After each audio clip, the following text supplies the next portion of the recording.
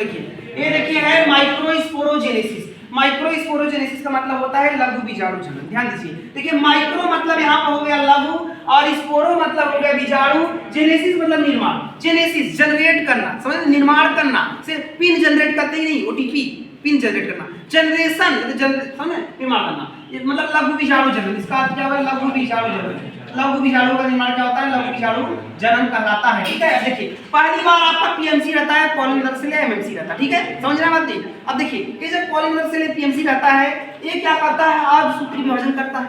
आपका मातृ कोश का अर्धसूत्री विभाजन करेगा।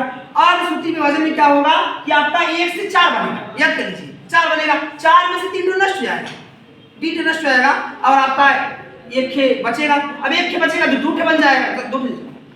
एक जो बचेगा यहाँ पर होगा क्या कि इसमें माइटोसिस करके जो भी है ऐसा स्ट्रक्चर बनाएगा, जिसमें आपका जनरेटिव न्यूक्लियस एक बनेगा एन खान में और आपका ट्यूब न्यूक्लियस बनेगा, है ना।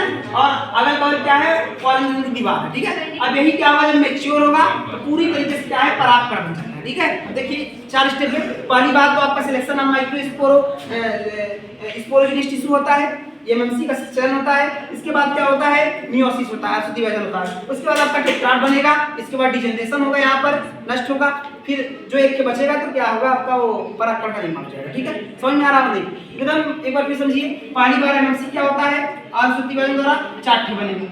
4 ठे बनने के बाद 3 ठे नष्ट हो जाएगा, ये सब तीनों नष्ट हो जाएगा और एक के बचेगा। अब यही एक क्या है? आपका विभाजन करने के बाद आपका ये जनरेटिव सेल और न्यूक्लियस बनाने के बाद आपको वही परागकण बनाएगा। ठीक है।